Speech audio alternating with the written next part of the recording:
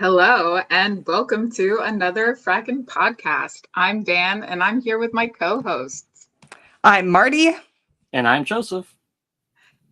If you are joining us for the first time, welcome. If you're tuning in again, thank you so much. We're so glad to have you back. Today's episode is Starfleet Academy, and today we're discussing, quite obviously, Starfleet Academy.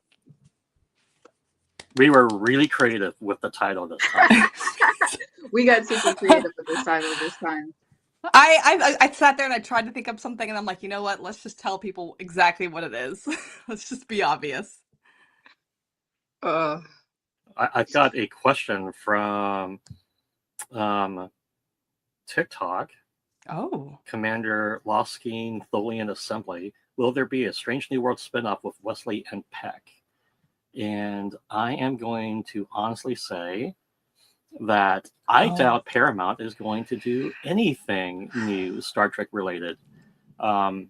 We've got the end of Strange New Worlds coming up, another 2 seasons, and the final season of Starfleet Academy. And I would not hope for any more Trek after that. I'm torn on what I think is going to happen. Because part of me wants to be really optimistic, but part of me also realizes that the nonsense going on with Paramount is not optimistic. But it is 60 years of Star Trek this year. So it seems like a horrible time to start canceling Star Trek without something on the horizon. So part of me is hoping that there is something on the horizon, whether that is a reboot of TOS, which I actually would kind of like, or whether it's this elusive Kelvin reboot prequel that we keep hearing about. I don't know. But I have a feeling that if there is going to be something, we're going to find out at Vegas. They're going to announce it at Vegas.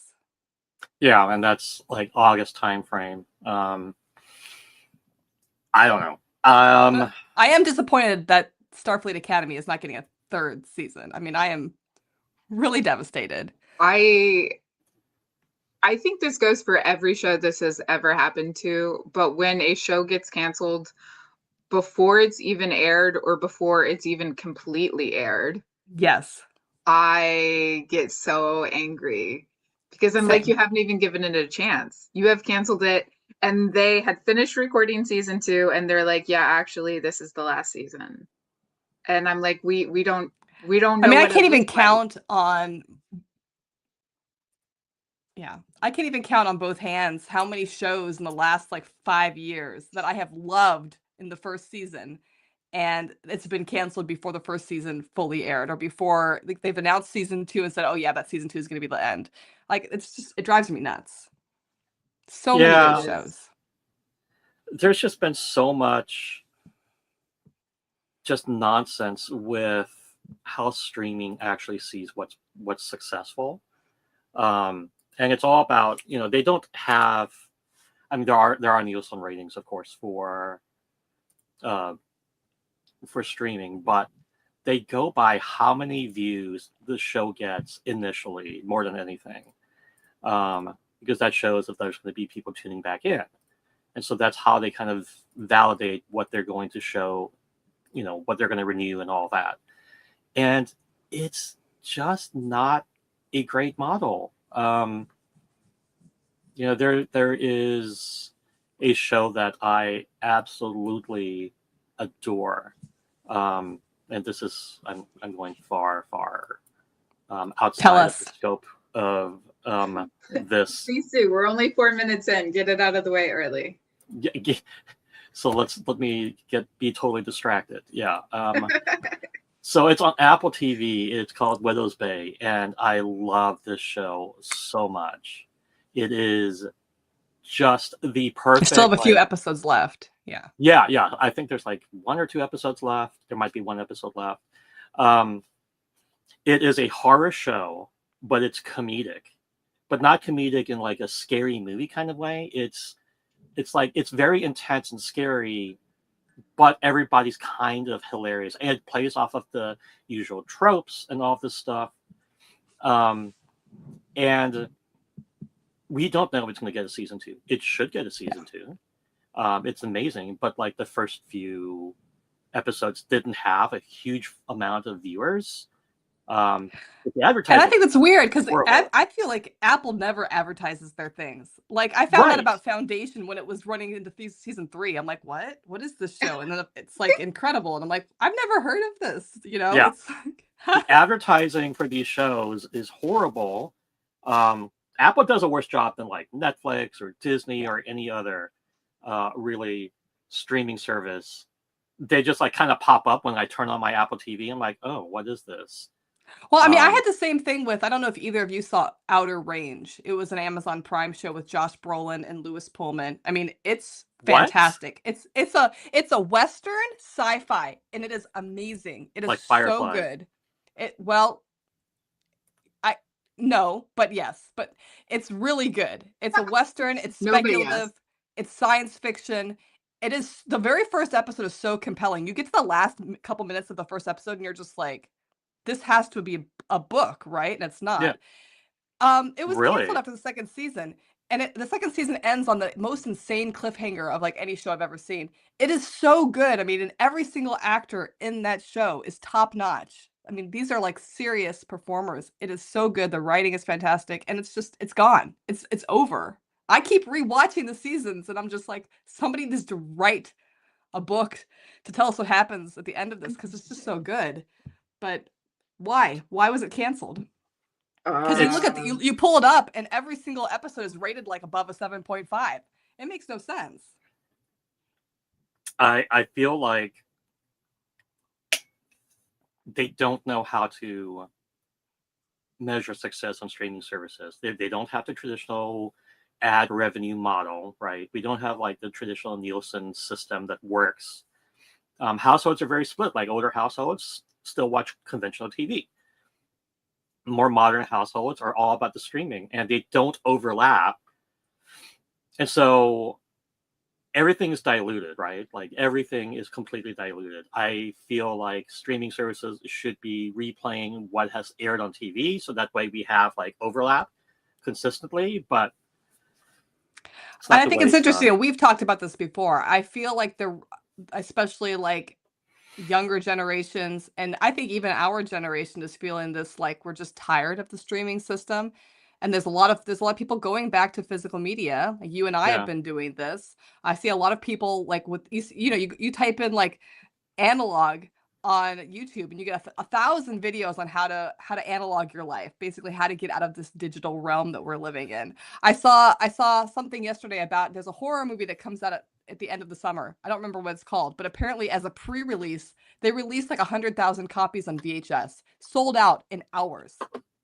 I believe VHS. that. Yeah. I believe that. Oddly, it's sold I out believe that. Like, and the movie's not even out yet, but people are just like, there's something about the substantiveness of media that is not going to go away. That's not going to disappear into the ether, and you're never going to be able to find it ever again. Yeah. Most people I know are getting back into physical media, and yes, physical media, because they have experienced at least once, probably multiple times, watching a show and it being moved off the streaming service entirely. And then they've realized that even if you buy it from a streaming service, you don't technically own it. I had this drama over the week because my birthday was last week, and there was something I really wanted for my birthday. I really wanted this. There was this beautiful, like, I'm a huge Top Gun fan. There was this massive Top Gun. I mean, never knew that. Oh my goodness, right? But there was revolutionary. This is news to everybody. Like breaking news. Breaking news. There was you can buy this, it's ridiculously expensive. This is massive kit that's got like the DVDs with the special features, and you get a bunch of extras, photographs, dog tags, whatever. It's a huge box set, right? It's like the only copy of either of those DVDs that you can get that has the documentary, like the making of Top Gun on it, or like the behind the scenes footage of Top Gun, unless you can find the original special features DVD of the first film that came out like 15, 20 years ago. Right. And I was able to find that DVD because I found out that the 4K doesn't work on my DVD player.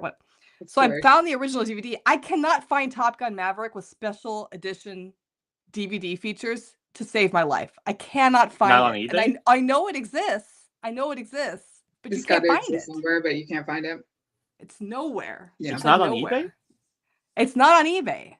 I found somebody in France who might have it, but I can't tell if it's actually in French or if it's in English. You found it, but it's in French. It's in That would French, be your you luck, know? right? You would get But it and like you'd be like, oh, now I have to then learn French. so I started going through like Amazon and all these other websites that sell DVDs. They've taken off DVD features. You can't get DVDs with special commentary or Yeah. deleted scenes or bloopers or They don't do that anymore. That's like I'm my just favorite like, thing about it was mine DVDs when too. it came out. Like you had the VHS for so long, and then we got DVDs, and we started getting these really cool behind the scenes features, which are like, oh, I love behind the scenes so much. I mean, And I the bought a director's Blu-ray of commentaries. Yeah. I bought a Blu-ray The of something recently, a new movie that just had been out in theaters, thinking, oh, Blu-ray, if I'm paying $30 for it, it's got to have special features on it. There's nothing on it. there's It's nothing literally on it. just the movie. I'm Really? like, yeah.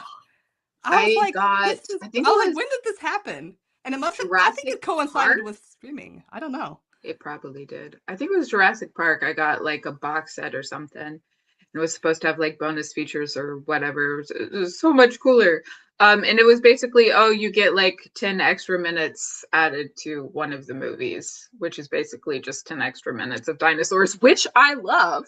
Yeah. Yes, please actually give me more dinosaurs, less people. But like, can I get some behind the scenes nonsense? The other Can I get one some too, director commentaries? yeah. The other one too that I found out. So I recently, I was watching Disney Plus and I watched Legend. Remember this Yeah. film with Tom Cruise and he's like 12. Yes. He's Yeah, 12. he's a little bit older than that, but he looks 12. Anyway, I'm watching this film because I remembered from my childhood. I'm like, oh, this was cool. I remember it. I was going through my 80s phase. I'm watching it. I'm like, this doesn't feel like I remember it. And so I Googled it, and apparently the version that's on streaming it's not the original theatrical release, and it's not the director's cut. It's some other version of the film. It's just like a that's weird shorter. third version. It's some weird third version Why? that aired on Shorter TV than once. theatrical?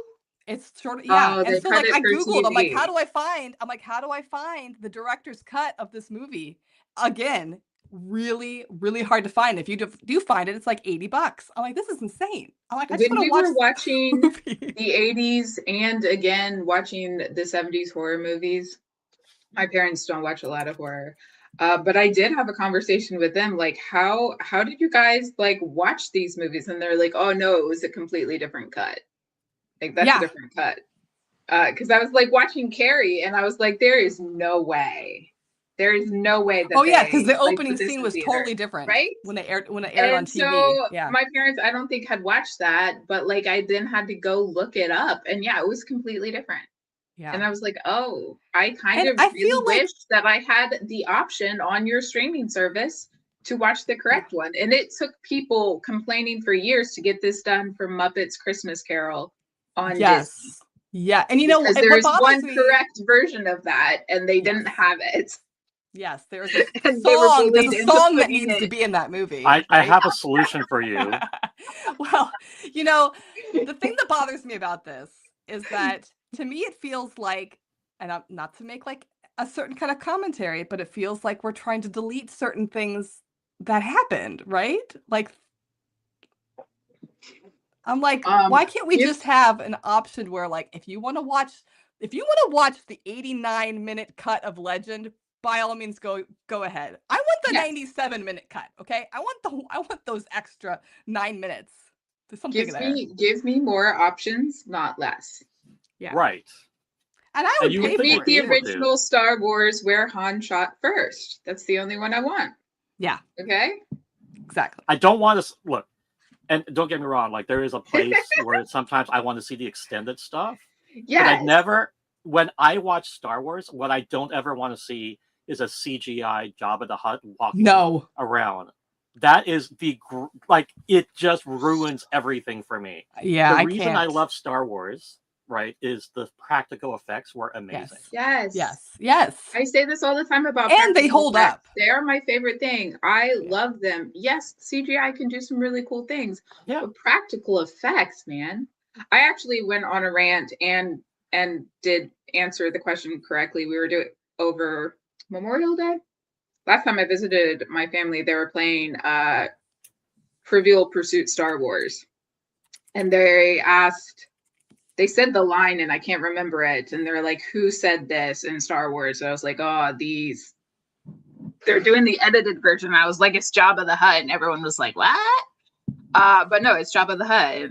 Because it's the edited version where they stuck him in there where he didn't belong. Yeah.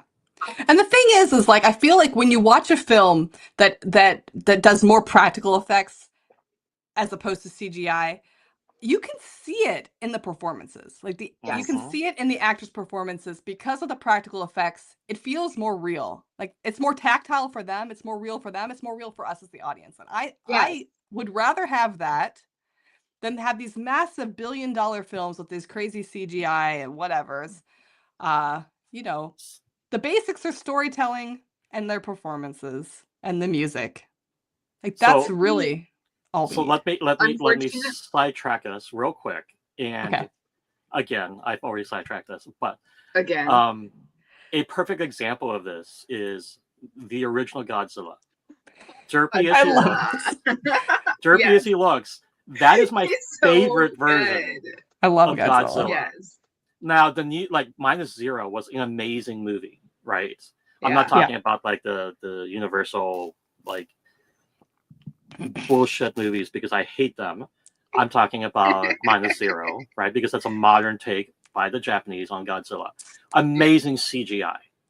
And I love the movie. I hate the CGI. Godzilla has to be a man in a rubber suit being derpy with the original roar, which is basically just a gate opening in Japan, apparently is where that came from.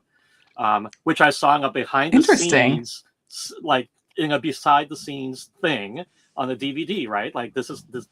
I was like, oh, wow.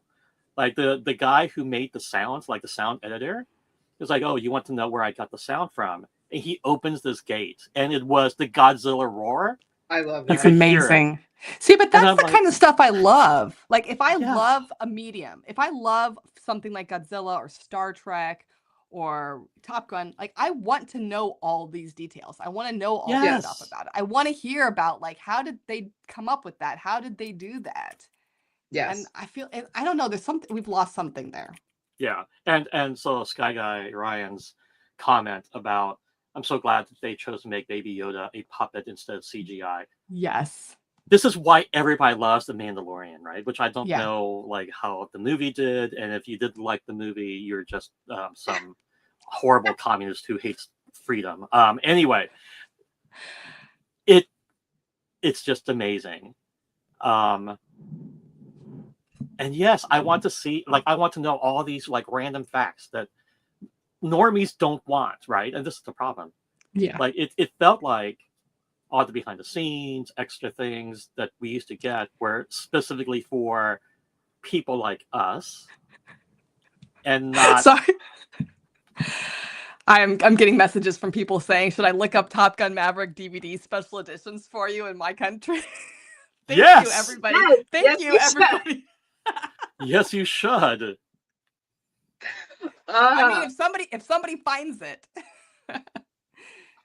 right? No, but I agree with you. I mean, yeah, I think Star Wars is a great example of where practical effects are so important to the storytelling. Because Star Wars is a universe where things aren't supposed to look perfect. They're not supposed to look so clean, and so when you have practical, when you have like a puppet for Grogu as opposed to CGI, it feels more real. And I'm sure it feels real for the actors who are working around him.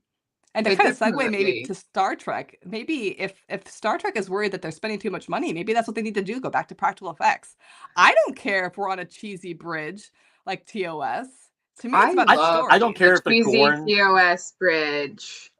Look, I don't need a lot of the special effects that they've been putting in. And I know that they have this really cool set where they're projecting the things on the walls and it's super expensive and blah, blah, blah, blah, blah, blah. I don't care.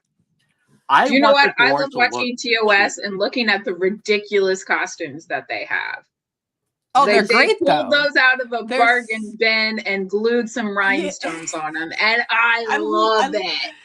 They're so creative. It's like old school Doctor Who, right? Not to get us all on a more sad note.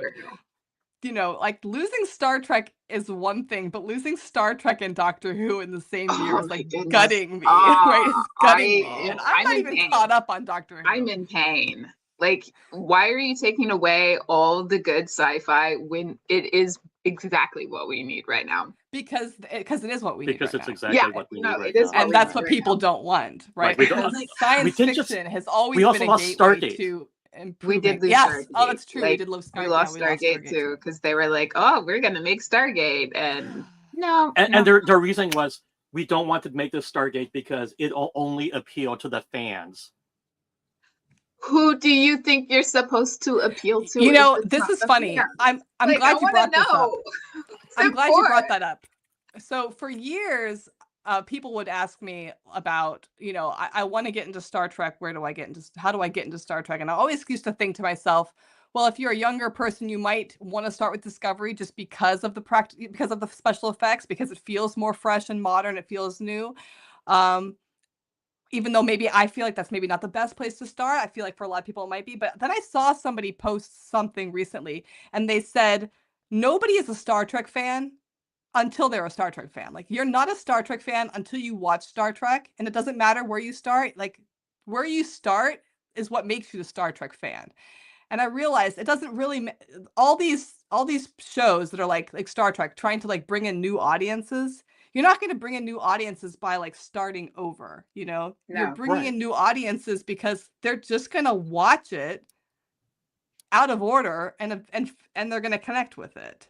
yes. So to me, like, being afraid to bring back Stargate because it's only going to be interesting to the fans, it's not going to be only interesting to the old fans. It's going to make new fans regardless of whether they've seen the old stuff or not.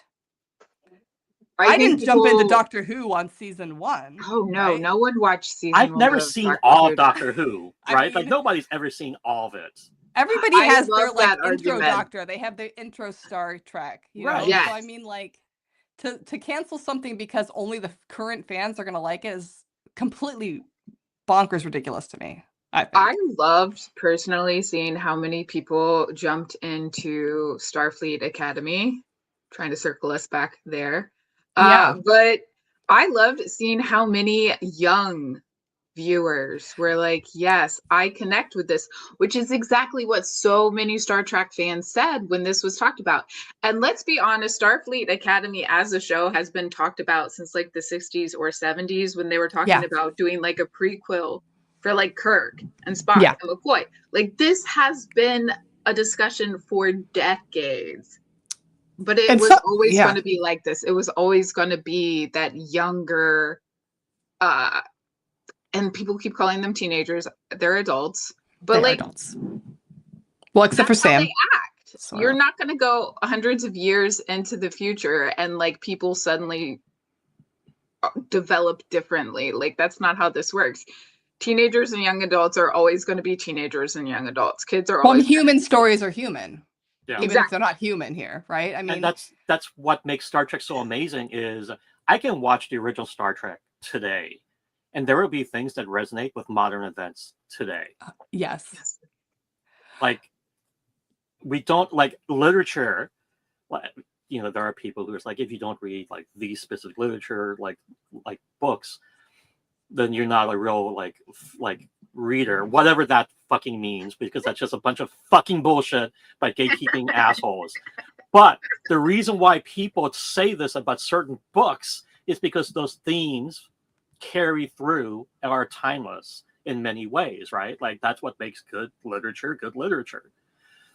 Is there are things that will always carry through. And by the way, good literature includes things like romance novels sometimes. Yes. I would say that good literature is also books that do not necessarily still pertain to current events, because they are a product of their time and they are a little window into that time. So yes, I love that Jane Austen wrote classics that people read now and relate to, but I also love that there are so many books out there that you read them and they're like, this is the wildest thing ever. This is I think beautiful window into this exact period of time. And people forget that when Jane Austen was writing, when Mary Shelley was writing, when A Clockwork Orange came out, all these classics, when they came out, people were like, Yes. no, we can't have young girls reading Jane Austen. We can't have young girls reading Mary Shelley. We can't have boys reading Catcher in the Rye. This is like, oh my, the things we say are classics now, they were controversial back then because they picked up on things. And I think all art, obviously literature is political, all art is political. And Star Trek is always going to resonate with stories that are happening in the world right now, just set in the future, so that we can understand our own situation better. What I love about Starfleet Academy is I love the show. I recognize the show is not really for me. But if I had had that show when I was younger, when I was 12, 13, 14, if that show had been on, it would have been life-changing for me in terms of understanding myself, understanding my identity, understanding who I am in the world. We didn't have a lot of shows that were like that back then. And the casting so good. is amazing. Casting's phenomenal. I mean, they're so good. First of all, Elastigirl as anything, always love Holly her. Hunter is just amazing. Like just she's so funny. Amazing. The way she sits in chairs is like one of the most relatable things ever, because I don't think I have ever sat in a chair, quote unquote, correctly for like more than 5 minutes in my entire life. The way she sits in the captain's chair was so validating for me. The very first time she like lifted her legs up, I was like, yes, because I would 100% do that. Running around barefoot all the time, relatable. Yes. And I love that it was a conversation about it. I love that like somebody confronted her about it and she was like which I think was a great foil, right? Like the War Academy is like, to me, right, is like a perfect example of like a very, very stringent, patriarchal, like no fun kind of organization, which is what Starfleet needed at a specific period in time after the burn, which I know a lot of people don't like the whole burn plot point, but it's part of Trek lore. And I think it's interesting that we're able to explore more about how it changed the galaxy through Starfleet Academy. And one of the things that I think is the most amazing things is no matter what you think about how she sits in the chair, you have to respect how amazing she is at her job.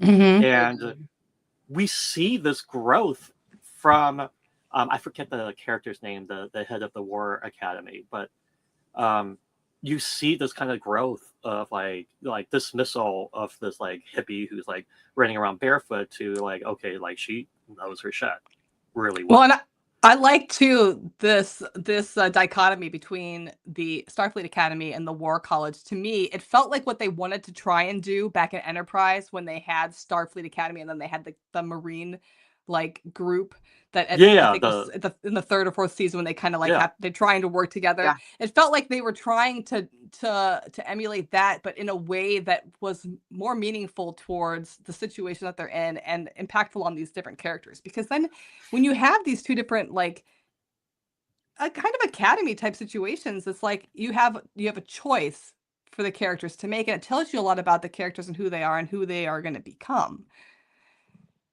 I don't know. And I think the fact that they made her is it Lantian? I can't know. Yeah, a Lanthanite or Lanthanite. And that she's like over 400 years old is so relevant because she remembers a period of time where Starfleet was this idealistic society, and like it's her job to train the next generation of people to live up to these ideals, right?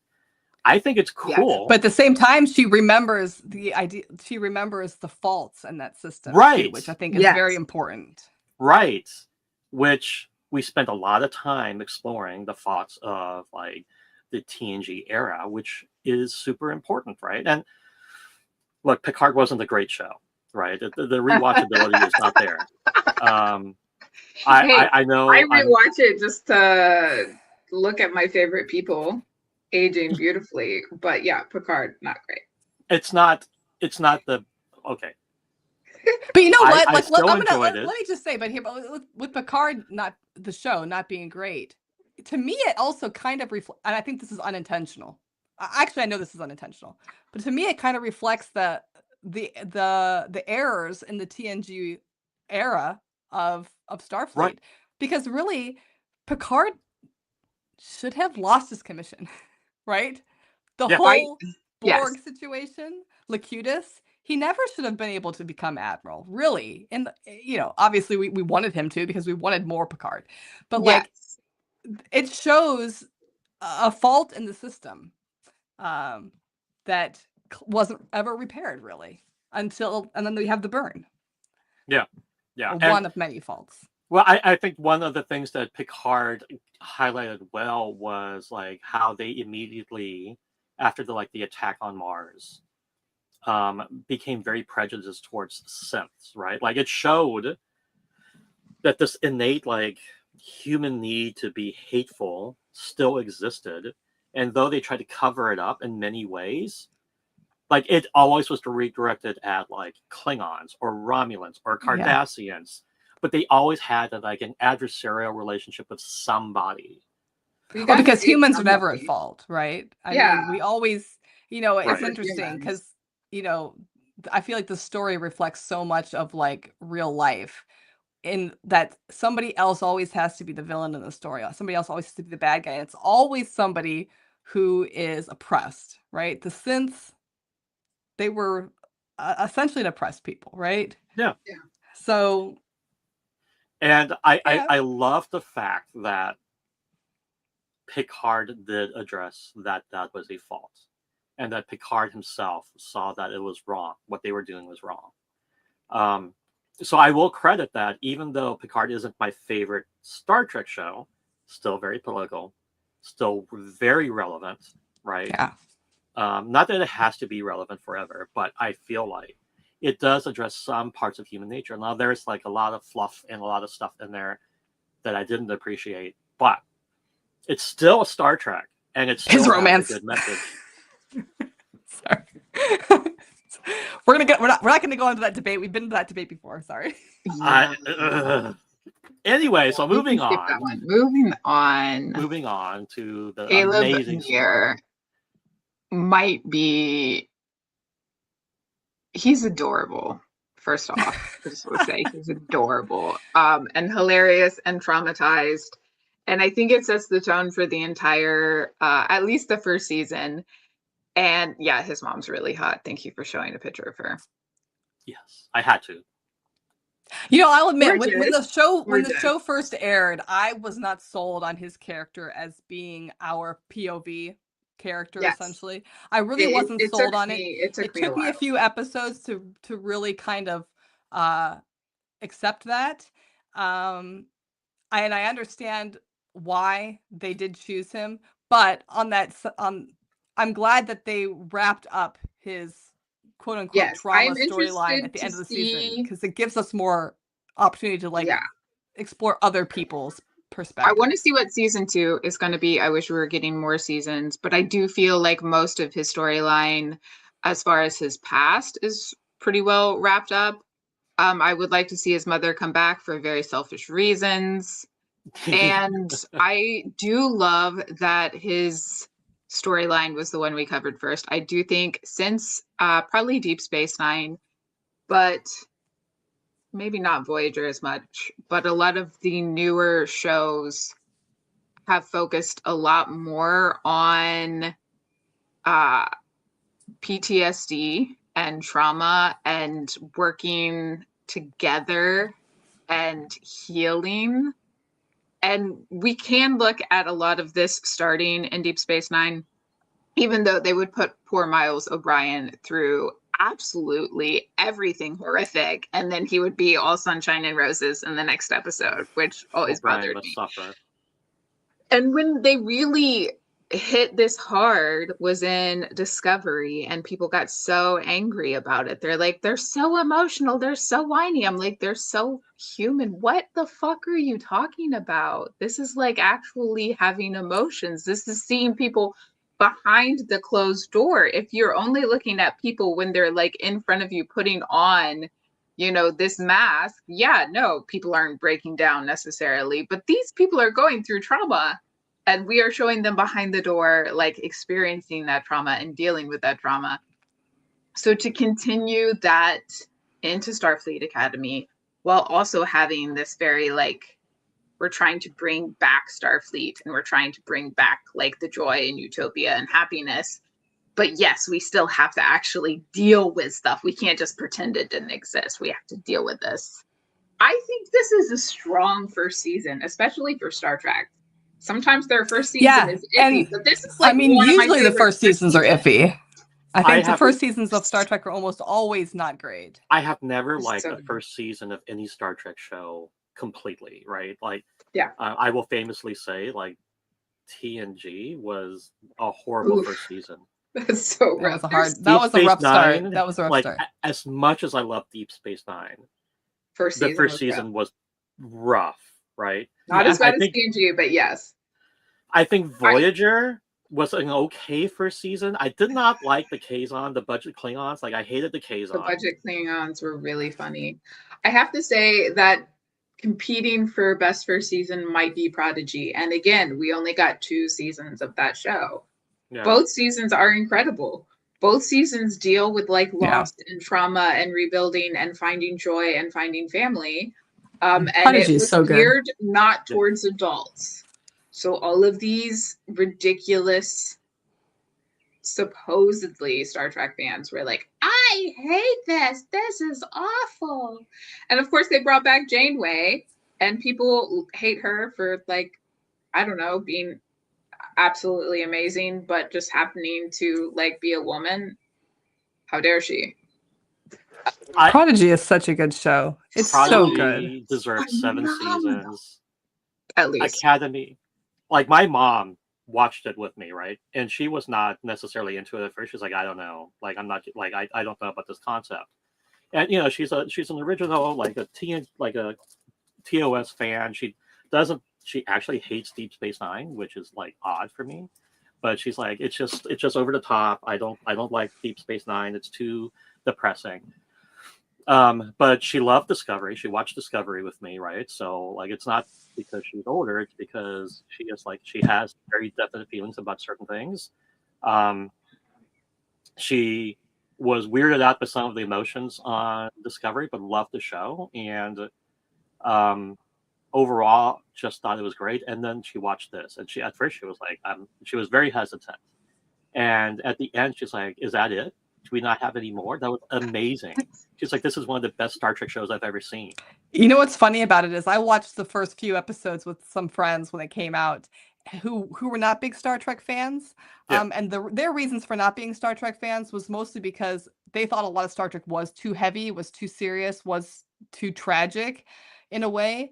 And they were like, this is actually kind of funny. This is like kind of like it's going through the same emotions, but it's upbeat, like, you know? Yeah. And Yeah.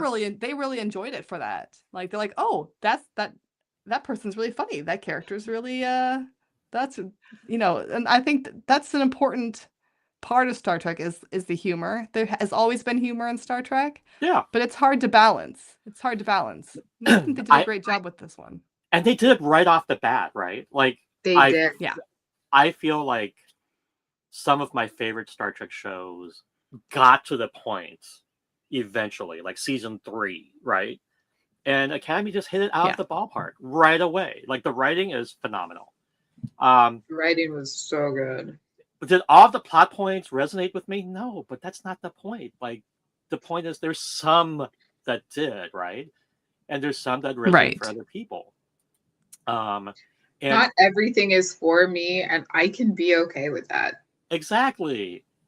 And let me just say that my favorite character, even though she was not the most serious character, right? Oddly so.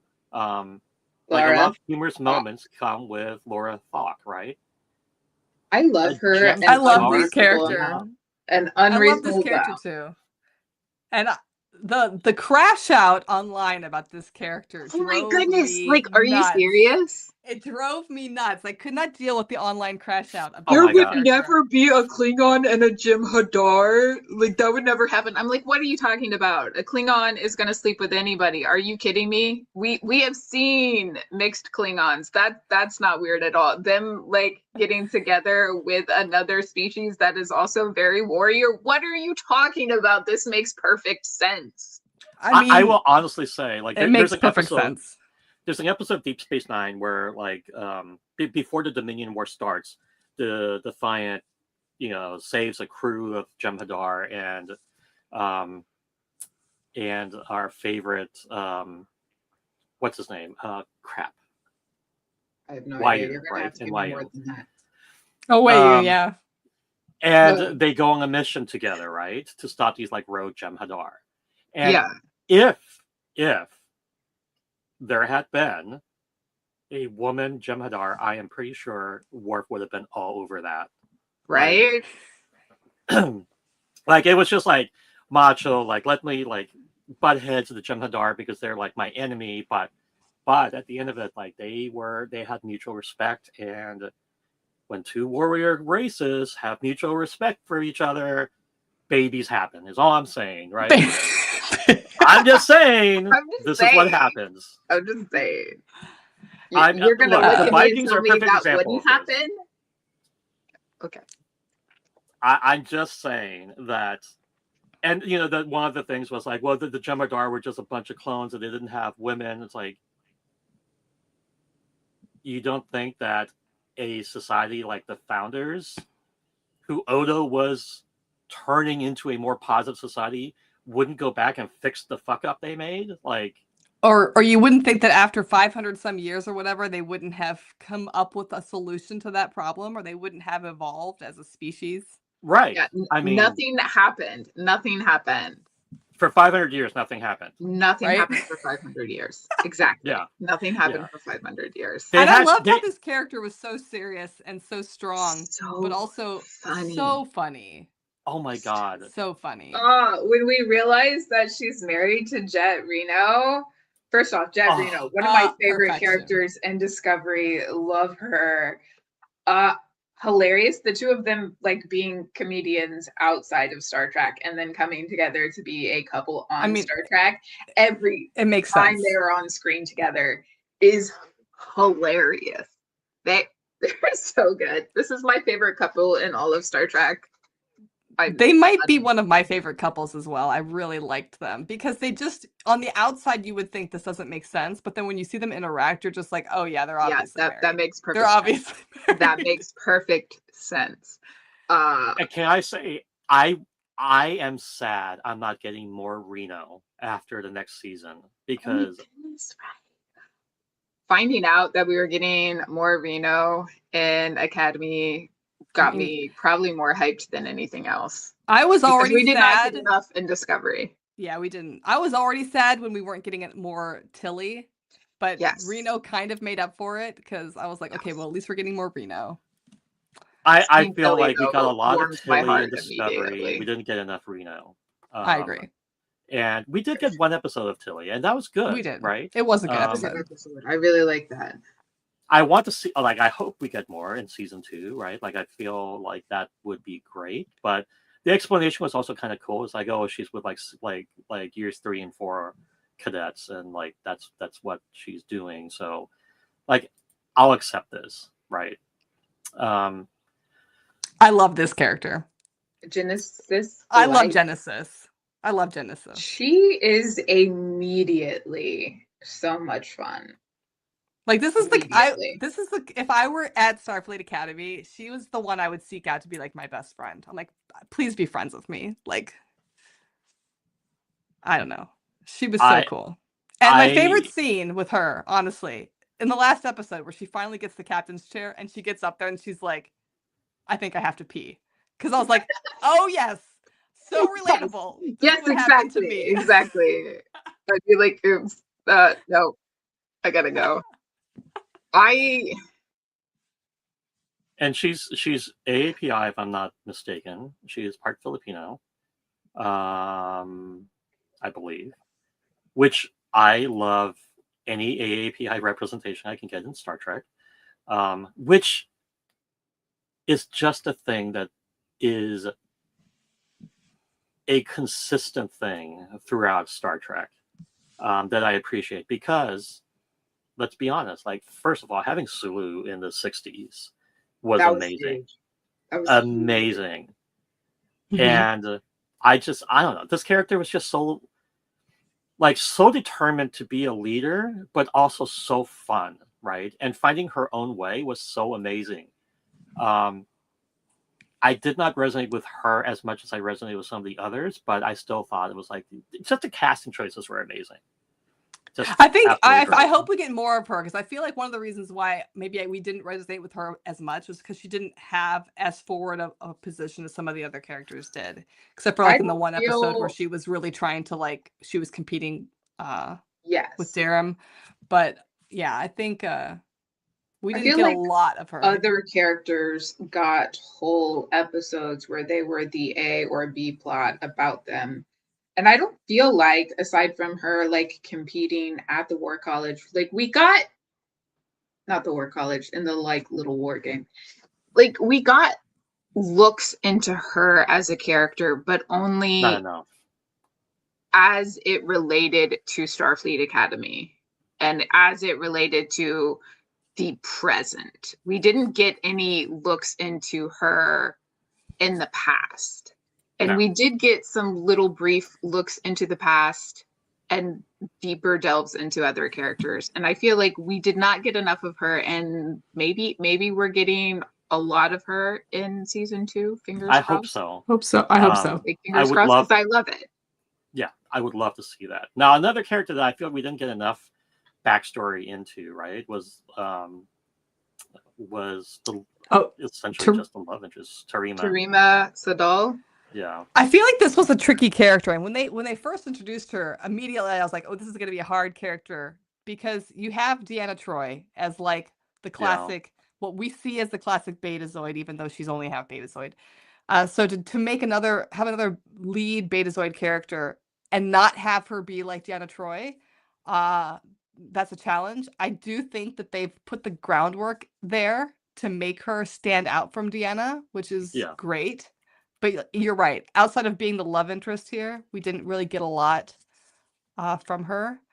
Although I loved the scene when the Beta Z delegation comes up, and I loved that scene that they're signing. I loved that. I don't know. I feel like it was giving River from Firefly way more often than I wanted. Like, especially when she left and came back and got transferred from the War College to Starfleet Academy. And everyone was like scared of her and looking at her. She's like, I can kill people with my mind. And I'm like, okay, River, okay. I feel like you always end up getting that kind of River Buffy character in like every. Yes.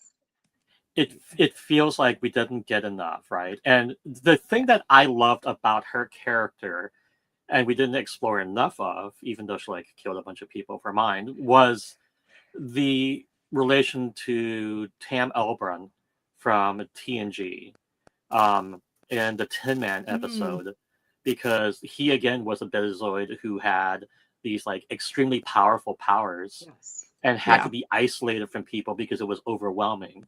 Yes. And he had this ability to connect with Tin Man across like light years, which was impossible for anybody else, really. So I wished we had explored more about like the lore behind these very special Betazoids. How do you say that? Anyway, because they have these amazing gifts, and she has the ability to, like, through technology now to calm that down. But I feel like we could have had a lot more kind of like introspective about her as a person and like the challenges she had growing up. Like, was she born with these extremely powerful gifts? How did they know? Like, I wanted more. Like, and I think if we felt like I got was she's really, really hot and she's like able to kill people with her brain. And I That's not- feel like I need at least like a third part of her Yeah. personality, like maybe her personality period. And I for think those I feel like we reasons got it. exactly, for those reasons exactly is why this was the romantic relationship that missed the most for me. I didn't Yeah. feel this love attraction as strongly as I did anybody else. Every No. other romantic relationship in the story made more sense to me than this one did. No, this one was not a love match. This is lust. Yeah. Sorry. Yeah. Maybe It it'll just- grow into something else. It just but felt a little, it felt this more was lust. forced than the other characters. The other characters felt like there was a more natural connection. Yeah. Yeah. I didn't like the way they played that. Now, I'm going to say honestly, when this character first, like at first, I hated Deer. Like, did not like him. He was just I like, think you were supposed to hate him. like I think think. Just a jerk. that's his character arc. We get Yeah. hateable to less hateable. yeah. I mean, And if him and Jaden are not in a relationship in season 2, I'm gonna cry. I'm gonna be pissed. I'm gonna It needs be to be a I mean, throuple. they It needs to feel be a like throuple. I'm they sorry. feel like they're supposed to be endgame. So if it's not Darum and Jaden, yeah, I will also be quite annoyed. I will accept a throuple, but like, yes, those two need to be together immediately. Star Trek needs to stop doing this whole like, oh, we're gonna put this tension between these two like male characters, Oh, and then don't- never follow through the way we're Don't supposed get me to. started. We gotta Okay. follow through. Like, no Gotta more follow Garrett through. Bashir. Fan no fiction more is already Spock. there. You don't even need to work. You don't even need to write anything new. Just grab some Like- fan fiction. It exists. Use it. I No. mean, we can't put Kirk and Spock together, so let's both put them with the female descendant of Oh my goodness. whatever of Khan. Ah, I cannot. Like, just put them with Khan at that point. I cannot. I am so No. angry. I'm so It's fine. angry. I'm fine. Everything's I'm so fine. Okay. Also, yeah. No, I have nothing nice to say. I love how this picture in particular triggered so many goddamn fans. Oh my gosh, right? Oh, so what is the name of their species? Because now I can't remember it. Is this the Iconians? Maybe No. we get one solid white half and one solid black half. And I don't remember their name ever. Let that be your last battlefield. What were they? Let me see if I can write or read. I know that fans were very, very upset because they're like, no, the whole point of the episode was that now the entire species is extinct. They ruined everything. This is the lesson that we need to learn. But to imagine that you have spacefaring people and then they're all except two gonna stay on the world. This is kind of Like how I there's not looked a at colony it. somewhere. There's Turonians. not people. Turonians. Okay. This is kind of how I looked at it. When I saw this character pop up in Starfleet Academy, and when I saw the bartender pop up in Section 31, my first thought was, oh, how selfish those guys and let this be your last battlefield were. They thought they were the only ones left. And of course you would. Of course they would think. They were the both only narcissistic They were assholes. so selfish. They weren't even stopping to consider the possibility that there could have been others out there trying to rebuild their species or something like that. And so for me, it just kind of makes that episode even stronger. Yeah. In the sense that those two guys couldn't were look past so their focused own on selves. hating each other. Yeah, that they couldn't even look past it. Like, who's to say several colonies didn't leave because they thought differently? Who's to say that, one colony left just, get away, go exploring? Like, the idea that they assumed that they were the only two and the only reasonable thing to do would, like, kill each other off. Like, well, and if you think about it too, you have a society that's so black and white like that. Who's to say that the society didn't tell them, oh, there is nobody left? Yeah. No, nobody left. Nobody left our planet. Nobody went out someplace else and today thing. It's just only pure us here. arrogance. It's only us here, right? Yeah. Yeah, is it was just arrogance. pure arrogance and ridiculous. Okay, No. so let Yes. us. Continue. I love Jaden. My favorite character. He's probably my favorite character as well. Jaden. I was struggling trying to figure out who my favorite was, but I just love Jaden. I love Jaden. He's amazing. He's fantastic. I loved seeing his backstory. I love that his focus is like science and medical. I love that we're seeing another side of Klingon culture. Yes. You know, especially I think when you have these species that have been in Star Trek for 60 years, it's hard to kind of add something new to it. You know, we haven't really seen anything new added to the Vulcans, to the Romulans. So to see them do this with the Klingons, to me this was so exciting. Especially after everything we saw from them in TNG and Deep Space Nine. We got to see a lot of Klingon culture. And to see something fresh, oh, I thought this was great. It's very It's nice. sad to me that the Klingons are basically on the verge of extinction because they were such a warrior race and had so much dilithium. But also not unusual considering like Star Trek 6, like we know that their history is not one of like being careful when it comes to their energy sources, right? Yeah. And they faced extinction then. And we never got a good explanation of how they didn't end up extinct because it just kind of like went from that to la-di-da, TNG, whatever. La-di-da, we're all better now. But I love that they still survived. I love that they still had ships. I love that we were able to see them kind of like get a new homeworld. And so we know they're going to be okay because we know how tough Klingons are. And we know that Starfleet is now in the place where they're going to treat them in the way they need to be treated so that they can grow their culture again. Mm-hmm. Right? Like, I feel like that's amazing. Episode. I'm kind of sad that we didn't get any sort of an explanation. It's like, okay, we know about the Klingons in the like Beta Quadrant. What happened to the ones in the Delta Quadrant that B'Elanna Torres ran into? Like, did they survive? Is there like a whole like society of Klingons that's out there that are going to like come back in? Like, I want more kind of closure there, but I loved his backstory. I loved his family structure. I loved being able to see a different side of the Klingon family structure, like kind of in opposition to, you know, the one that Worf was always holding up as the ideal, you know? Yeah. So I liked seeing that there were other groups of Klingons out there that were organizing their families in different ways. I thought that was really... I know people get so angry. It was just a smart and a lot of Worf's ideas about Klingons and how he's repeatedly like proven that that's not how all Klingons are, but he's very, very rigid in this. But I think he is one of the best examples of somebody being raised by another culture and trying so hard to find their birth culture. Like, they overcorrect. I mean, he's wrong. They mess it up. Yeah. They find like the biggest caricature of this culture, and then that is what they are. And I think if people stepped back and looked at it from that perspective, it is amazing, like amazingly written. And I don't even know if the writers were as intentional as I see it, but I feel like it makes so much sense that they were like, oh, he's not good at Klingon because he wasn't raised Klingon.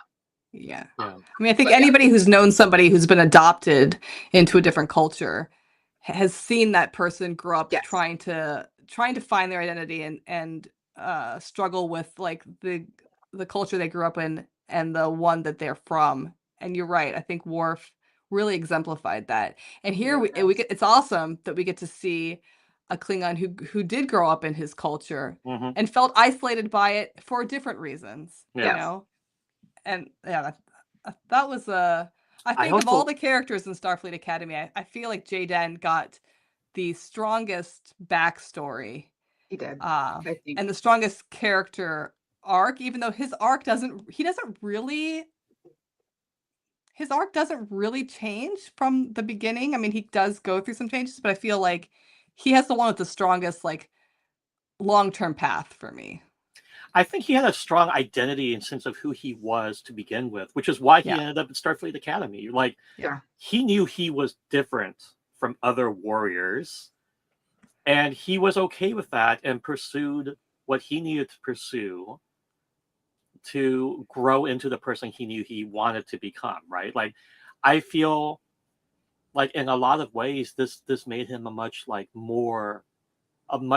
braver, much more fierce kind of spirit than even Worf, right? Which Worf is like, oh, he's this amazing warrior, blah blah blah. Okay, great, yes, and I think he was a shitty dad. And I'll just throw that out there. But I feel like Deep Space Nine kind of redeemed some of that. But I loved Worf in Picard because he had changed so drastically and was now pushing for the way of peace. And I can kind of see Jaden being kind of like the spiritual successor to that kind of thing, because Jaden's like, he has no interest in being a warrior. Like, can he be? Yes. I mean, the opposite. He wants to heal people, right? He wants to heal people. He doesn't want to cause bloodshed. He wants to end it. Yeah. And he was so firm on that belief that I felt like that he was just amazing. Everything in his culture teaches him the opposite, right? But we know, obviously, there must be Klingon scientists, there must be Klingon doctors. Like, obviously, they have them. But we never really meet any outside of... We meet like one. There was like the one crazy episode, a murder mystery episode. Yeah, correct, right. And we like briefly see one in like Star Trek 6 when the Chancellor gets like shot. But we never focus really deeply in them, and I love Jaden's backstory for that. Got so much good backstory. But and it was nice to have, and it was nice to have one of the student characters have a level of emotional maturity that was like competing against all the immaturity around him. Like, it's nice to see like that one character who's like, oh, guys. Yeah. You know, I think it's very relatable to me because I wasn't a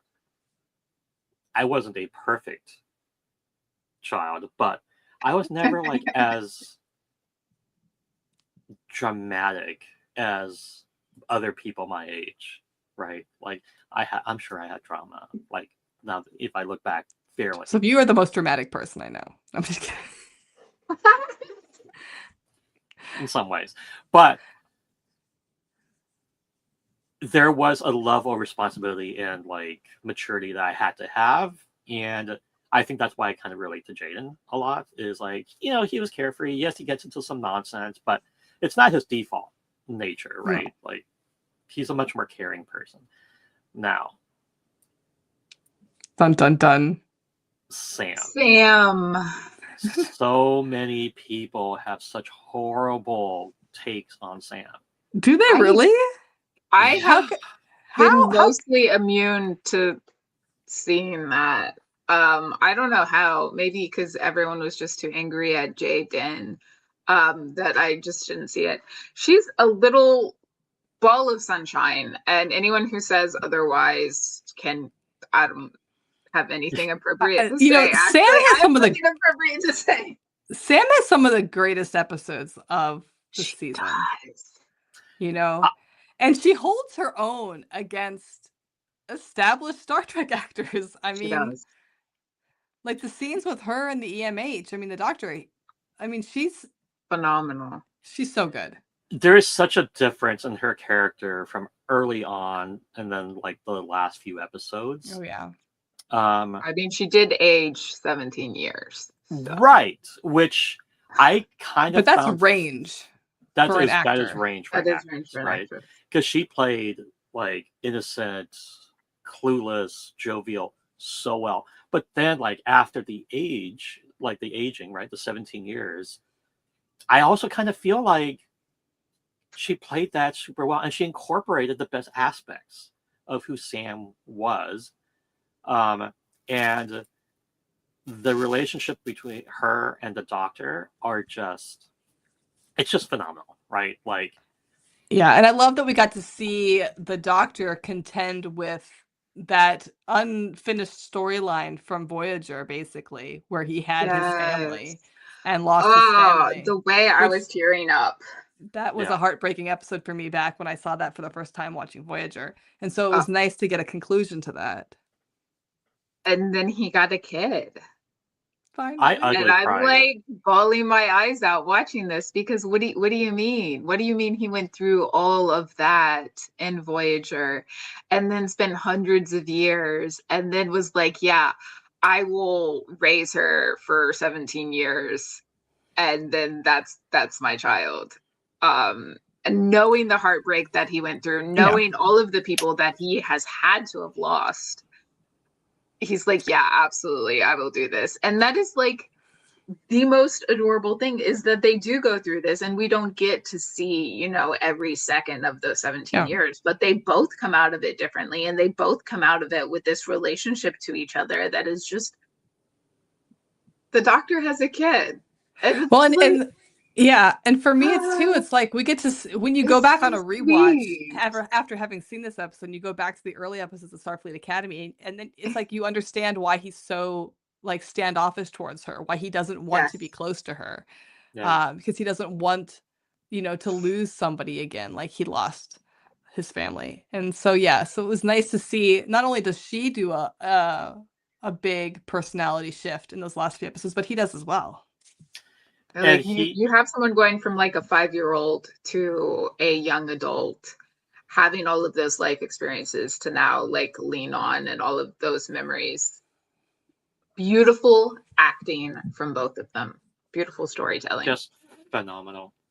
And I can't, it wasn't referenced, right? But there was the episode in Voyager where he was on the planet that like rapidly, like Yes, with the the time goes time by difference. Oh, quicker. right. And he mentions somebody when Yes. he gets back from the planet, and the other, like the alien, comes on board, and he asks about a specific person. So you kind of get a glimpse that he's had a little bit more loss than he's willing to talk about, and he glosses over it. He doesn't really talk Yes. about it much, but like, and again, phenomenal acting in Voyager, because like you could see the emotion without it being overwhelming. Just very subtle. I think just amazing all around.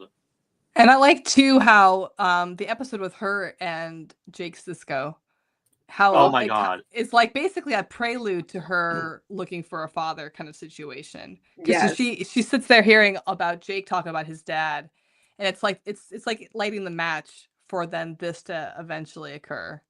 I was so torn by that episode, because one of the thing Avery Brooks had always said is like he didn't want Cisco to end up being the absentee father, because that's such a trope for him, Right. and he didn't want that. But I feel like they handled that situation in a way that, yes, he wasn't physically there, but he was always there. And I Yeah. feel like he Yeah. reached out to Jake the way he reached out to Cassidy. I feel like he And was there, and I feel like there was connections that just Jake didn't tell people. right, because Yeah. Jake would have I think that's why he definitely found didn't publish the book, was because then yeah, people would know yeah, Yeah. that the and I feel emissary like was Jake still would have reaching been a out. much different person if Cisco hadn't somehow continued to be in their life. Yeah. Right. Like, I think Cisco wasn't in the life for the Bajorans and for Starfleet because they needed to find their own way. But I feel like he was always there for his family, and still is, probably, for whatever descendants he has. Which I felt like the end of the episode where you see him in the sky, like, you know, just kind of the shadow of him in the sky, kind of shows like he's still watching. He's still watching over Starfleet. He's still watching over the people he cares. He's still watching over Dax, right? Mhm. To find out that Dax survived the burn. Like, that was a big thing for me. Huge thing for me. When they talked about the Dax and, you know, the Trills talking about how they lost so many hosts, or so many symbiotes. Like, it really worried me. It's like, okay, did we lose Dax? And it was like, oh no. It was Dax a is still- concern. It was a concern. It was. But to see Dax as a character come back in Starfleet Academy brought me so much joy. I know people were upset about it, but I'm like, you guys are going to be upset about it. Why are people upset? I didn't know Why are people you were upset talking about it. People were upset about it. They're like, why'd they have her come back? I'm like, because it wouldn't make any sense to have any of the people who played Dax before come back. Because she was the one who had the connection with Benjamin. She was the one who had to. Yes. Like, this makes sense. We can connect it to Cisco. We have a character that has been through all of this. And yeah, we're gonna get a new actress because Esri would definitely not still be alive. Like, do you understand how time works? We gotta have a new actress anyways. We might as well already have a fan favorite. We got somebody ready to jump in makeup. Right. What's the problem? She's an amazing actress. I don't understand.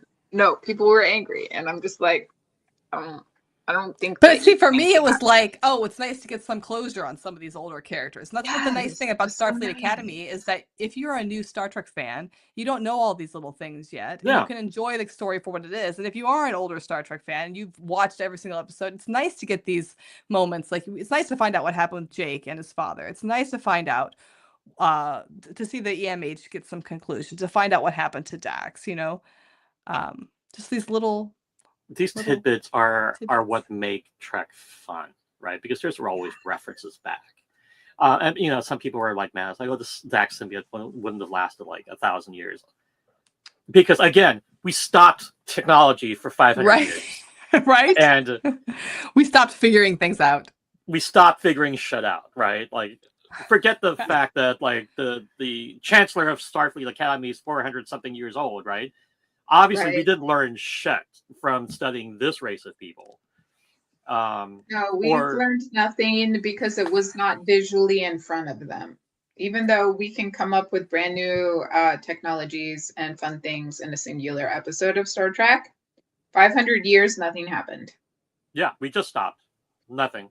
It was like... And, you know, one thing I did see people complaining about were, like, certain, like, combinations of people, and, you know, like when we were talking about Thrak earlier, about the Klingons and the Jem'Hadar, but, like, I liked seeing that Dax was part Cardassian. I was like, heck yeah. I mean, it makes sense. I think people had problems with it. They're like, Cardassians would never do that. I'm like, first of all, you didn't watch Deep Space Nine. They totally did do that. Second off, you're like, this is not Star Trek. This is woke nonsense.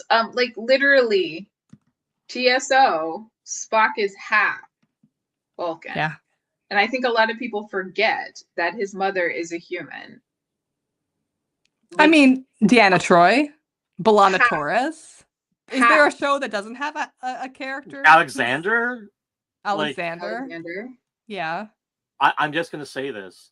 A lot of people who have hot takes about why something shouldn't happen are just, and excuse me, Mrs. T, fucking morons who need to shut the fuck up. Now you're apologizing. I would say that as far as not having half or mixed people on the crew, Enterprise does not. However, in season 1, Trip has a kid with the one alien. Like, they put their hands in the sand and he didn't realize that. And in season 4, they're trying, Trip and Paul are trying to have a baby, right? Well, we don't have a main character on the bridge crew that is mixed. We do immediately be like, oh yeah, no, we're accidentally just creating children. Okay, like, we're not even trying. So the idea that this far in the future there aren't, I mean, what the heck? Picard's son is part Borg, right? At least that's so ridiculous. Okay, Marty. I think that there actually should be more characters who are mixed species. I'm just Or going to like be honest. 3 species. Like, when are we going to get some of that? Because it does not make sense that we would have. Yeah, no, it's going to happen. But even in Enterprise, It's gonna happen. they are doing a DNA sample of Daniels, and he has like DNA from like 4 different species, right? Oh, that's right. That's right. So like they even talk about it. They do. And we know Daniels is in the Discovery era, right? We know who Daniels is now, Yeah. right? And Mhm. he's multiple, like he has tons of DNA from different species. So 'Cause that yes, makes Dan sense. is right. That makes Dan sense. is right. And also, I think the reason why people have a hard time with like mixed Cardassian and blah blah blah is because they're just sympathizing with the more, let me just say, totalitarian versions of Cardassians who wouldn't do that, and not like the Cardassians that would have ended up being Cardassians after the Look. Dominion War, with people like Garrett leading them, who fell in love with a half Yes. Bajoran Cardassian. Yeah. I mean, Like, Ducat was doing it. I'm just yeah, saying. definitely. I have to circle back to Doctor Who because it's on my mind since like the cancellation announcement. But it's in like season 1 of the reboot. 9 and Rose are talking, and I don't remember the quote specifically. But he's talking about this is the one singular genetically pure human, and she is just like the big stretch. Cassandra, I believe. Moisturize me. Moisturize me. Exactly. Moisturize me. And Rose is looking around at all these people that look human, and he's like, no, you guys go around having kids with everybody. Like, yeah, they're still humans, but they're all mixed up, they're all over the place. And in my head, that is the most accurate like representation of humanity and what we would do when we got to the stars. Because there's no way we wouldn't just try. Like, we would just try. Do you want to see my See DNA what happens. profile? It's really, really, really confusing. Like, let me just say this. No matter what people think, when you start looking at mitochondrial DNA, you find out that people all over the world were just having lots and lots of sex with people from all over the world, and ain't none of us genetically pure. I love that Homo sapien is not the only DNA. Like, almost everyone on Earth, or at least everyone I've ever met who has had their DNA looked at, has at least one other humanoid species DNA, sometimes 2 or 3. And I just think I'm waiting for them to release the alien attitude, DNA. Right. We'll find it. We'll get there. Has that been on anybody's FYP lately? That they're going to release the alien DNA? No, just me. I'm only one on conspiracy talk. Okay. Yeah, you're the one on conspiracy talk, not me. Sorry. First of all, to think that aliens would have like anything similar to DNA is ridiculous, because that's just like, that's fair. I'm just saying, that's life fair. doesn't have to be the same way we are. So I know. I remember the Horta episode. I know that there's silicon-based life forms out there. Oh my goodness. Yes. I just heard about how we accidentally killed some life form on Mars. Like, probably. I mean, most definitely. Most definitely, we probably did. Speaking of life forms that are different and have no DNA, I love that they gave him an opportunity to sing. I love that I was like, Robert Picardo is still doing Star Trek, first off. Second off, him being allowed to do opera, not so much joy when he is up there singing his opera. You can see how much he loves this character. I was so excited about it, and I do not care that nobody else is as excited as me. I was excited about it. The Doctor. I have loved this character so much. His story arc in Voyager, phenomenal, and the fact that he is still arcing through Starfleet Academy is everything to me. It is everything to me. I mean, we saw some of that in Prodigy, right? We did see some of it in Prodigy, which was so nice to see him back on Prodigy.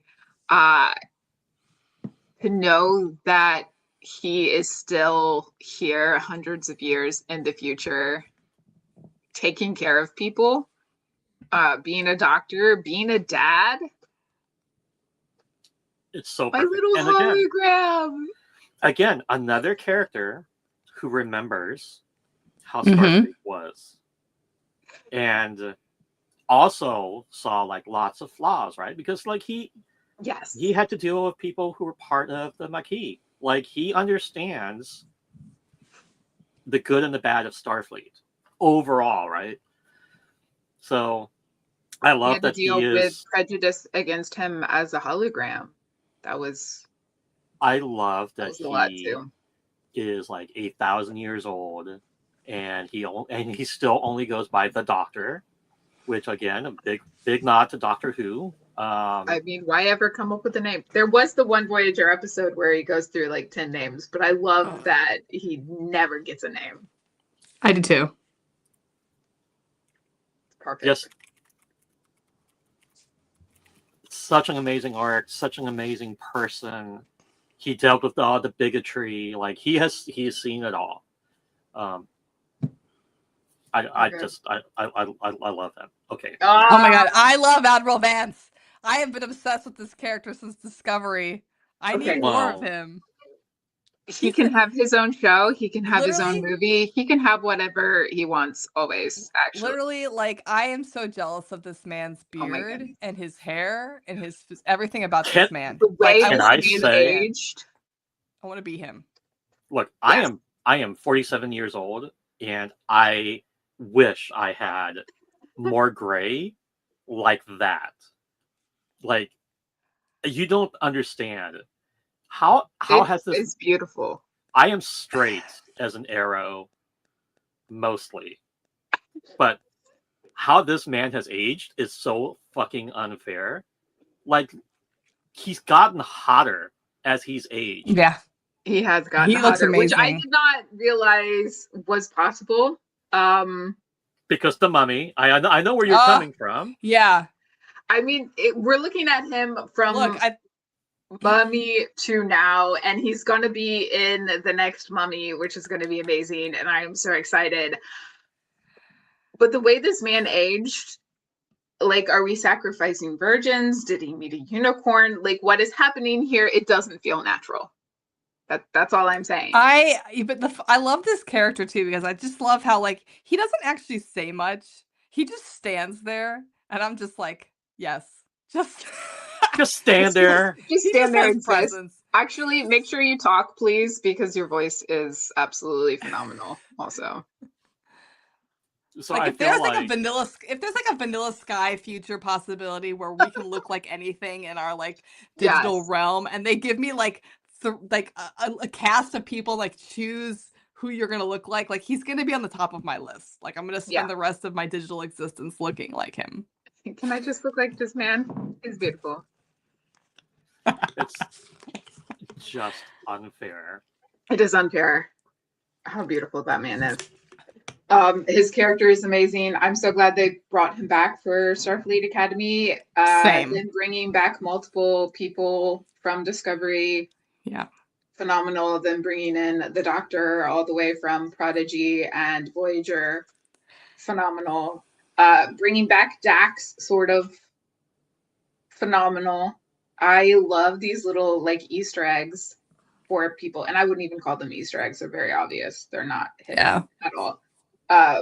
But I mean, I for think having people him who- is a good segue from Discovery to the for show. people who watch Discovery is perfect, but you did not need to watch Discovery Right. to appreciate him as a character. So I love that there are these things hidden, and I love that people who start with this show can then go back and be like, I know them. That makes sense Mhm. now.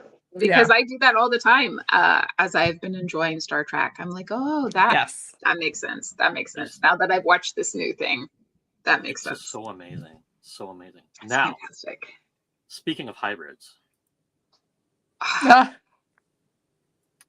Klingon and Tellarite.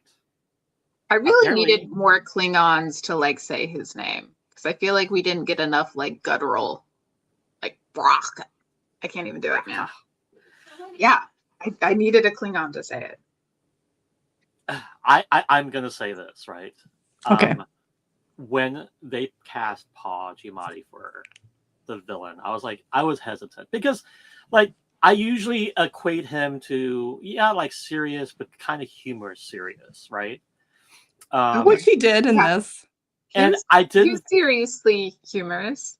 I Humorously didn't serious. know I could see him as a true villain, right? Because he did like, but I forgot how amazing Paul Giamatti's acting is. Yeah. Like, and then watching this, I was like, oh, okay, I mean, he's a really strong character performer. he Yes. is, and he has done so like his body works amazing, right? And you just kind of forget because he's just like he blends into everything he's in so well. And He made such a good villain in the show. Like I think one of the I best hated villains him so much. since Ducat. He was And I so hated good. Ducat. Ah, Hated Ducat so much. And like from what I hear, the actor's not like the nicest person in the world either. So like it was okay for me to like overall hate Ducat completely. But like I like Paul Giamatti. Like and to see him play such an evil character, I was like, oh God. You're such a bastard and so good at it, right? Like I thought he was just going to be over the top. No, perfect amount of villainy, right? Just the fantastic perfect villain. amount. Fantastic villain. What I want to see in a villain is depth. And I feel like so many villains are one singular thing. And I've probably ranted about this before because, you know, me and a good villain rant. He gave us depth. Yeah. Well, yeah. I think they did with him what they did with Khan. You know, they built his villainy on a mistake or a misunderstanding. Yeah. And I think that's what made the character so believable as a villain was the fact that, like, at the end we realized, well, he's angry and he's mad because of something he didn't completely understand himself. He thought he was wronged by somebody, and that wasn't that person who wronged him. Yeah. But it became the basis of their entire existence. I love so people are like really mad about like the ultimate plot point for like how he's like trying to like crush the Federation. It's like, oh, but like the mega particle, and it's like, you know how big the galaxy is, you could never do this, blah like again, hi, we're traveling faster than light speed. Yeah. And we have literal like gods in the universe living in a wormhole. And we have the Q. Borg, and we have a Q, and we have like all of this shit that is so unbelievable. But this is the plot point you're gonna stick. Like this is the hill I'm gonna die on. Exactly. I'm gonna die on the Klingon and this is Jem'Hadar where would I never demand make realism. a woman. This is where I demand realism. Right Yeah, here, right now. Like forget that they're in a goddamn starship with matter transporters, and beam weapons, and yeah, this is where this is the hill I shall die on. This because is where I draw the line. It's just so ridiculous. Yeah, this is where I draw the line. I will not have the line anywhere else. I need Star Wars to take their fans back because I'm getting sick of this nonsense. Like, just take your fans back, right? Take your fans back. I think there are so many unbelievable and unexplained things in Star Trek that sometimes people get hooked on like one little tiny thing. And I'm like, it's like you walk into a house that has, you know, it was on fire yesterday. It was on fire yesterday. It's burnt. It's totaled. It's gone. But somebody left out a piece of trash that's like a foot from the trash can. And that is the only thing that they want to talk about. I'm like, of all the things you want to discuss right now, it's the tiny piece of trash. Like nothing else is relevant. Nothing else is relevant. What I love about okay, look, so Star Trek is based on technology that doesn't exist, but is kind of based upon things that are possible, right? And there's a lot of science in newer Star Trek that people don't understand, and they're like, oh, that's just impossible. Like the mycelial network, right? People like are really stuck on that from Discovery. I'm like, I love the mycelial. But you understand that there is a literal mycelial network on Earth, and that fungi are the largest life form. Like, there was a picture yesterday of Yeah, but this they don't. mycelial network don't Explaining know this to that. people that has covers every given me a continent. headache before, because I'm like, you do understand what's underneath your feet, like, right? Like, you understand that, like, there's little mushrooms. You're walking on them. No. So they don't understand the science because, we live in literal hell right now, where Oh my science is being goodness. defunded, and It's people so true. and It's people so don't true. understand. For fuck's sake, these are the same people who don't understand how vaccines work. They go around as like, I oh, cannot. Sorcery. It's if sorcery. only we cannot could get explain the version vaccines of the again to measles people. that isn't as strong that we could infect our kids with. I'm like, you're talking about fucking vaccine? Like, seriously? Ah! I cannot keep explaining science to people. It hurts my head. It hurts my head. I'm like, I can't do this, guys. I just so need hard. like, didn't you watch Magic School Bus as a kid? Oh my god. How is this not like required viewing? Like, I feel like if everyone had just watched Magic School Bus, the world would be a better place. That So I just have to. I get so frustrated because people don't understand that. Okay, look, does the science and discovery and Starfleet Academy seem kind of weird? Yeah, that's what cutting edge science is. It's weird. It's not meant to be something that is comfortable and Listen, understand. I mean, it's always after weird we until it watched- becomes normal, right? Right. we watch all sorts of amazing things that are highly unrealistic. We I do. don't know why we can't turn our brain off and not overanalyze it, and people are exhausting. If they're not going to turn their brain off, can they at least use it correctly? I mean, that's asking a lot. That's asking It a is lot. asking I a don't lot. know. I'm I sorry. don't know. My bad. I'll So stop. this was just 3 days ago. Okay. Yeah, no, that makes perfect sense. Wow. Earth's That's underground cool. fungal network is so massive it would span 10% of the Milky Way. Nothing about that surprises me. Ooh, what was the name of the book that I read? Now It now makes so let's- much sense to me that there's so much fungus in Florida. That I I don't know. but Yeah, no, the that fact makes that a lot of sense. Yeah. it's like every continent except for like the extreme desert, the Well, it Sahara, can't- right? It can't be Yeah. in super cold or super hot places. It needs water. It needs certain temperatures. All of this makes perfect sense. I read a really cool book about fungus that I don't remember the name of. You should find out what that is. Yes, we Yes. need to know.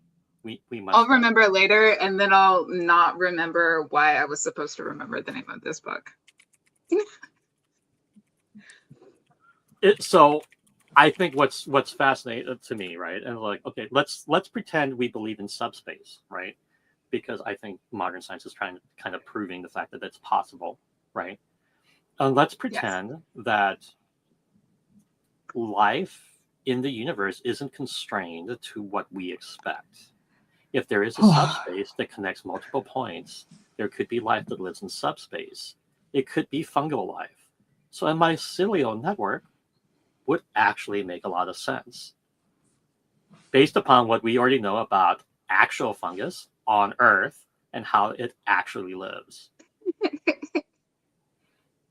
I'm just throwing that out there. I love it. I love it. I'm here just for throwing it. that out there. I'm on my Look. soapbox. You know, to be honest, maybe the fungus can do it better than us. Maybe we need to just hand things over to the fungus. There is like the smallest sub-genre of horror where the mushrooms spore. take over, and I was making like a list the other day, so I realized I really like botanical horror and fungal horror, and I'm like, how many books have I read that are There's a like lot. sentient mushrooms? And it's not enough, but it is a lot.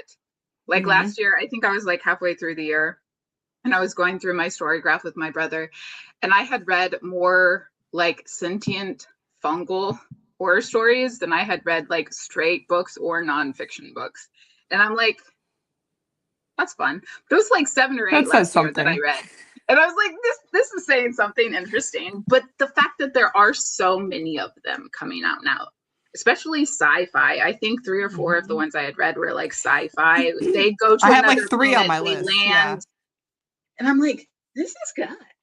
Like, this is good. No, I love this. This is fantastic. But like botanical and fungal horror, if anyone is hearing this and has, you know, some titles, some authors, just I have a DM list me. for you. I have a list Yes, for you. please give me a list. All right. I might have read some of them, but please. You probably have. You're faster than I am. I'm so slow. I mean, you're also writing books, so like we're gonna give you a I feel pass. like it's fair Also that you're slow. slower reading because you're making them. You know, Yeah. I like mean, well, yeah. I've been slow on that this year though too. But I'm oh, just and by tired. the way, please talk about your latest book. Oh My my latest goodness, one. I'm so excited about Oh, the your one that's book coming coming out out in for my October. birthday. Yeah. I have Oh. been telling everyone you wrote it for my birthday, which is I did. absolutely not true. And you did not like plan to did say publish I it did. in my birthday month. That's when the publisher decided to release it. I do. I have a book coming out in the US. The ebook and the audiobook comes out October 8th. The paperback comes out that same day in the UK, but the US isn't getting the paperback until January. But I think it's going to be in Barnes and Nobles. I am For the so first- excited. It's gonna first be in times Barnes and ever. Nobles. I am so That's excited. the rumor. It's gonna be That's the rumor. phenomenal. I love It's this called rumor. Ravenous. Yeah, it's called Ravenous. It's a horror. The cover is amazing. It's a cosmic horror with body horror. It's got monsters in it. So if you like monsters, it's got monsters. I love monsters. I love cosmic horror. I love horror in general. If you like the Mirrorverse in Star Trek, then this is the horror book for you because there's like a Mirrorverse in this book.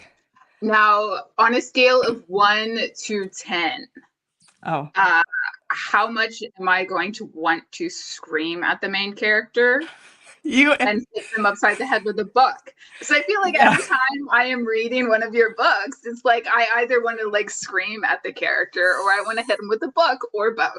So the main character, the protagonist, is male. He's a man.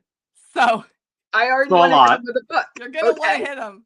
You're gonna want to hit him with a book. You're gonna want to hit him with his own books because he is an author, and you'll want to. Yeah.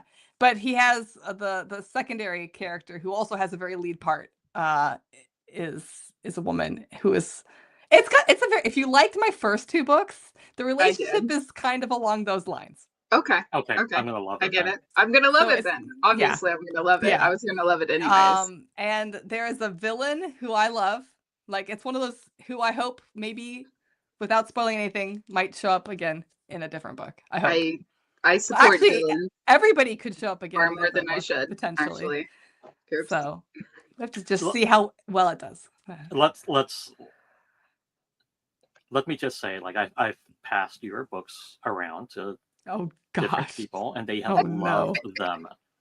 Okay. Loved them. Thank you. I am just saying.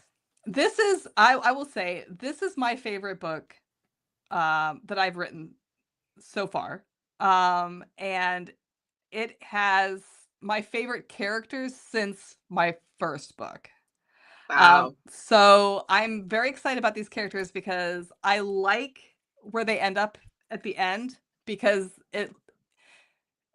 the ending of this book leaves an opportunity for more exploration in this world, with these characters. I don't know if I will ever get to. I do see the world that's set up in this book being a world that all of my horror books kind of exist in. And so I think we can start maybe seeing these characters or things that happen showing up in other stories as like minor details or side points. I want to build like if you're a Stephen King fan and you really like, his Midworld, Dark Tower, and how everybody kind of connects eventually type stuff, that's kind of what I would like this story to kind of start for my horror books, but we'll see. But it is about a ghostwriter who gets hired to finish the final book in a series by a very famous horror author who has died, and the publisher is trying to keep it quiet. They don't want people to know that he has died, so they've hired this guy to finish writing his book before the deadline. And he has to stay in this dead author's house to finish writing the book, and things are not what they appear to be. So I love it already. I love it it's already. creepy. It's creepy. So Oh yeah, here's some of my old books. here are previous books by Marty. By me. These are my thrillers. I have to say, I think, and I can be considered weird for this one, but I think Where Ravens Roost is still my favorite because we get introduced to Killed and Esme, and I love them so much, and I'm still upset that the publishers were like, no, we don't need book 3. Listen, publishers, I need a book 13. Okay? Like, I need more. I have ideas. With the book doesn't mean I don't want to read about them. I have ideas. So Keld and Esme I love Keld and Esme. Those two characters have a special place in my heart. The characters in this new book are Kirk and Oswin. Doctor Who fans for the win, Star Trek fans for the win here. And Kirk and Oswin, they have kind of an Keld and Esme vibe. I love that. Or at least that's like a beautiful vibe to have, though. It's like they're trying to build towards that vibe, and then things happen. Lots of crazy stuff happens when you have mirror universes and monsters in those universes and potential other versions of yourself in those universes popping in and out. And I'm really proud of it. I would not want to meet Mirror Universe me. It made me wonder. It made me wonder what Mirror Universe me is doing. I hope Mirror Universe me has their shit together a little bit better. Mirror Universe me must be a complete douchebag. I mean, that's kind of what this is about. It's like I could be truly terrible. So like a Mirror Universe complete opposite of me, like I can imagine that. And I don't think that I like that person. I think that person is truly awful. Yeah, Mirror Universe me is basically just like a typical man. So yeah. I mean, I love the Mirror Universe, like Star Trek episodes are some of my favorite episodes. And I just love I love seeing like these different aspects of these characters. And so I was like, how can I write this into like a real book? And I was like, oh, let's just do it. And let's do it. I'm excited. I've had two authors who are bigger than me who have read it, who gave me some fantastic reviews. So I'm very excited to. I'm hoping other people read it and like it as well.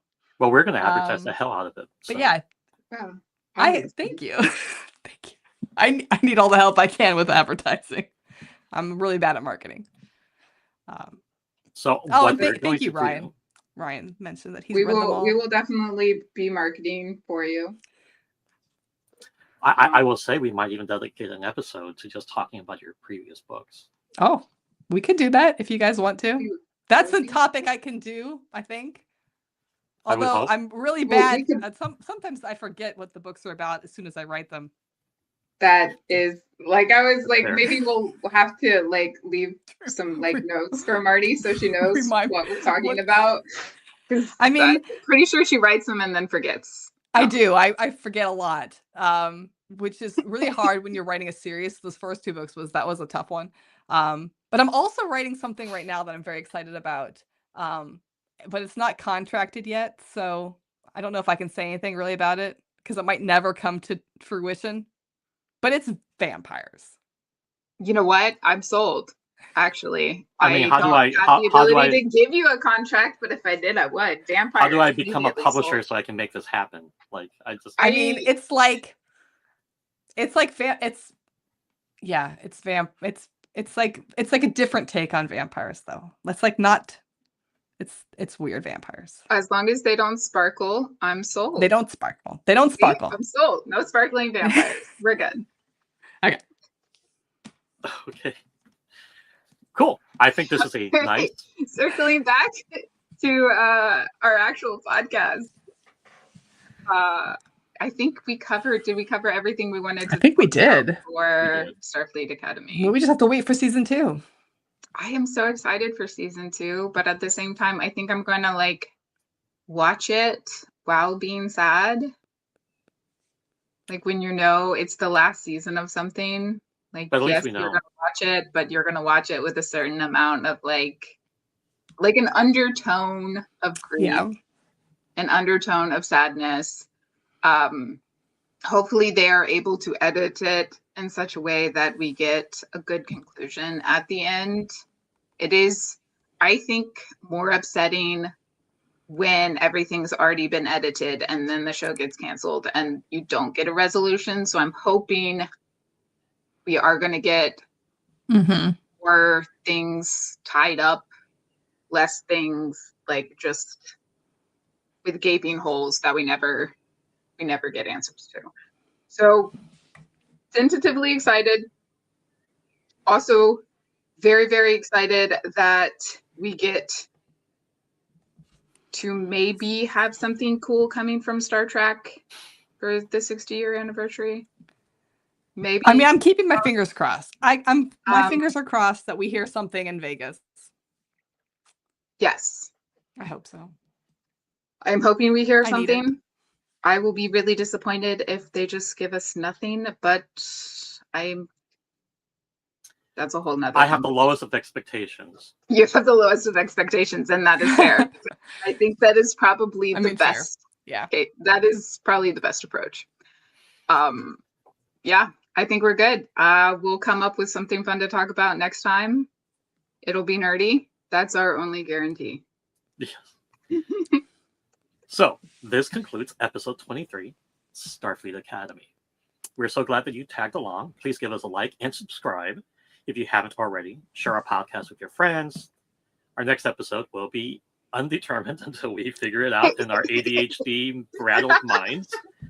If you would like to sponsor us, as long as you don't suck as a company, we would love a sponsor. But also, we understand that we have the viewership of our families and a few select friends. So consider the fact that we're really awesome. It's just that we suck at advertising. So awesome. So awesome. So Thank bad at you marketing.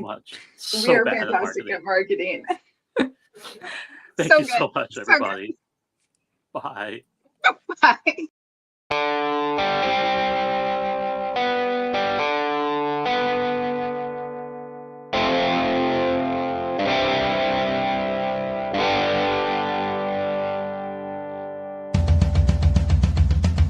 Going out to explore. Tuning comes to another fracking podcast. Time travel, wormholes, and more. Chevron's locked on another fracking podcast. Debating all the lore. We get signal of another fracking podcast. Nerdy topics galore.